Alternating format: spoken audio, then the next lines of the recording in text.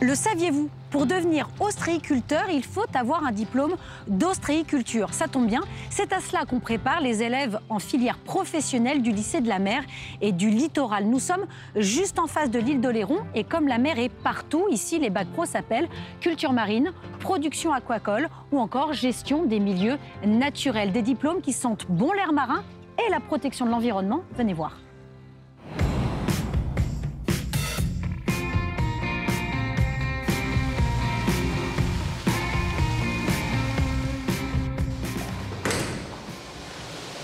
Bonjour.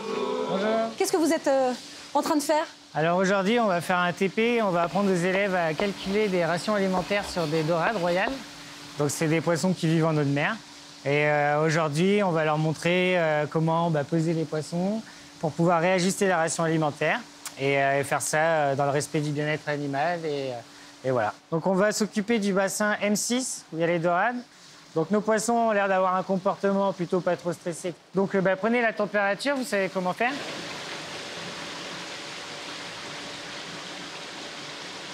La température de l'eau, elle est de 22,5. Ce que vous allez faire, c'est que vous allez vous coordonner, d'accord, comme je vous ai dit. Vous allez pêcher en même temps. Et vous définissez un point vers où aller et vous y allez tous en même temps, sinon vous n'allez pas y arriver avec les petits poissons. Qu'on comprenne bien, là vous préparez ces jeunes qui sont en première, hein, c'est ça? C'est ça. À quel diplôme? Alors c'est un bac professionnel production aquacole. Ça va être tout ce qui va être aquaculture extensive, intensive, aquaculture d'eau douce, aquaculture d'eau de mer. Qu'est-ce que vous cherchez à leur transmettre? Alors ce qu'on cherche à leur transmettre, c'est à savoir s'occuper du poisson, donc comment prévenir les pathologies, comment avoir des bonnes croissances, comment respecter, analyser l'eau, respecter les bons paramètres physico-chimiques. Donc eux, on va leur demander de gérer un peu tout le système, faire des commandes, des devis, réparer les bassins, réparer les ponts.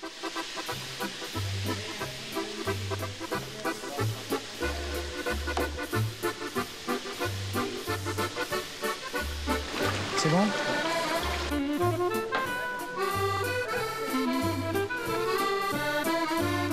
Voilà, là on a des jeunes dorades. Il faut qu'ils calculent le poids moyen, donc ils vont nous faire ça. Ça fait combien? 0,170 Et c'est quoi l'unité? kilos. Et donc ça fait combien de grammes? 172 grammes. Voilà. Donc là, ça veut dire qu'on va distribuer 172 grammes d'aliments. Et c'est quel aliment? Vous avez le nom? Néogromer. Combien de millimètres de diamètre? Voilà, 7,5 mm. Il y a de plus en plus d'humains qui consomment du poisson.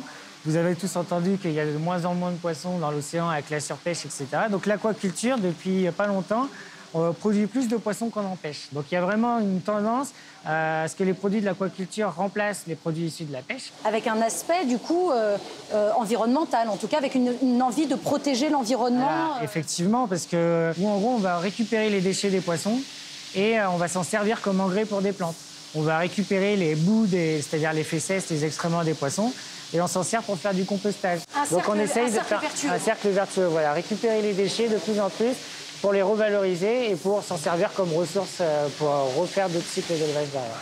Et pour ça, il faut former de plus en plus de jeunes, j'imagine? Voilà, et ça, c'est vraiment une branche où il y a plus de demandes de recrutement que d'élèves qui sortent diplômés. Donc c'est vraiment un métier d'avenir. Tous les élèves qui sortent avec le diplôme, ils trouvent tous du travail. Alors avant d'avoir du travail, il faut qu'ils fassent leur exercice. Mais ils sont très intéressés et du coup, ils apprennent très vite.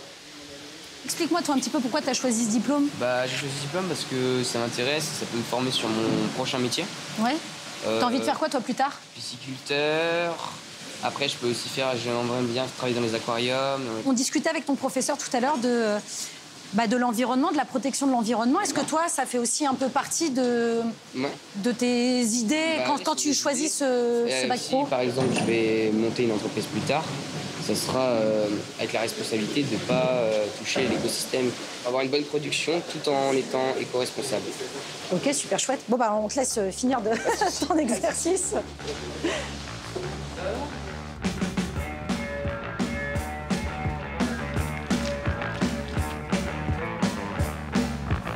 Tu vas venir faire une sécurité en refaisant un nœud par-dessus. Super. Alors là, on est près d'un clair, c'est ça? Oui, c'est ça. Là, on est sur les clairs ostréicoles. Donc, c'est les bassins à fond argileux qui sont utilisés plutôt pour l'ostréiculture, l'élevage des huîtres. Mais on fait aussi de l'élevage de crevettes dans ces clairs. Et donc là, c'est le TP d'aujourd'hui. C'est un TP sur les crevettes. Pensez que vous devez les transporter. Hein. Oui, c'est la reportage. Donc voilà, ça fait partie de ce qu'on leur apprend aussi, les gestes professionnels. Toujours porter les charges lourdes à deux. Essayer de manipuler sans se faire mal, c'est très important. Écarte bien le filet avant. Et là, ce que tu peux faire, c'est... Tu vas l'aider, Léo. Vous les répartissez toutes pour qu'elles arrivent dans la première poche.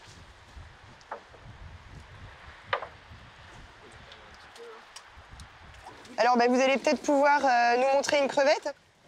Ah, comme ça à la main, là? À la main. Mais ça pince pas? Alors, normalement, quand on les prend de la bonne façon, mets-la sur ta main pour qu'elle tienne. Voilà, donc ça, c'est la crevette impériale japonaise. Donc, on appelle comment? Pinnaeus japonicus. Pinnaeus japonicus. Ok. Donc, c'est une crevette d'une grande taille. C'est vrai qu'on n'a pas l'habitude d'en voir souvent des comme ça. C'est des crevettes qui sont tigrées. Et c'est vrai qu'on a une jolie crevette. Alors, déjà... elles sont très grosses. Ouais. Et puis, il y a l'éventail de la queue, là, qui est magnifique, avec des couleurs bleues, jaunes. Est-ce que, dans vos enseignements, il y a une notion, justement, biodiversité, environnement? Est-ce que ça fait partie aussi de ce que vous voulez transmettre? Là, typiquement, on est dans le bon exemple. Alors, typiquement, sur l'élevage de la crevette, on est dans un élevage extensif. Ça veut dire qu'on a une densité très faible de crevettes par mètre carré. D'accord. Et quand on est à 2 crevettes par mètre carré, c'est vraiment des conditions idéales.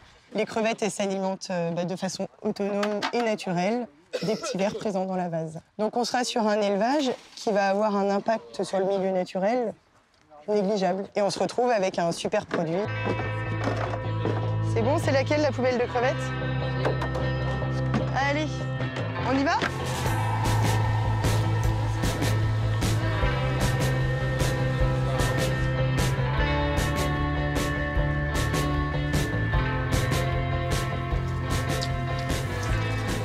Alors là, on est en cours de quoi? Alors ici, c'est un cours de système d'information géographique, aménagement.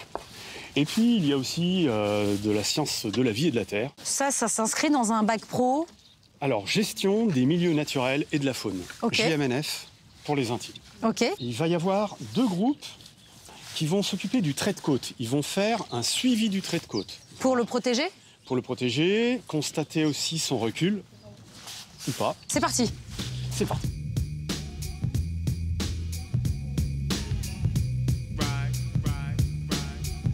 Tu visualises le trait de côte à peu près? Tu vois, c'est le pied de la dune, le trait de côte il est là.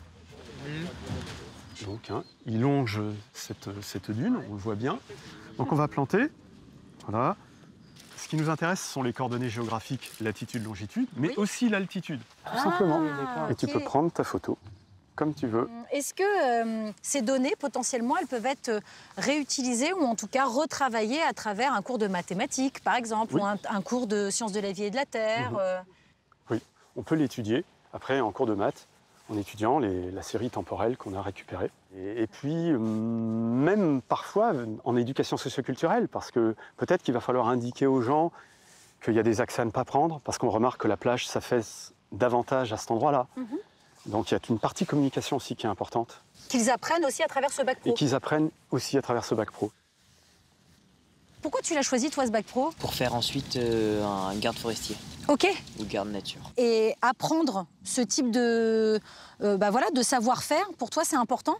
Oui, parce que si on doit traverser en forêt et relever un certain nombre d'arbres qu'il faut absolument enlever parce qu'ils risquent de devenir un danger potentiel sur les voies, il faudra les relever avec le GPS. Le bac professionnel, voilà, ça conduit peut-être un peu plus vite vers un métier. C'est quelque chose qui te... Oui, c'est ça. On apprend des choses qui seront vraiment utiles et on apprend moins de choses qui pourront être inutiles.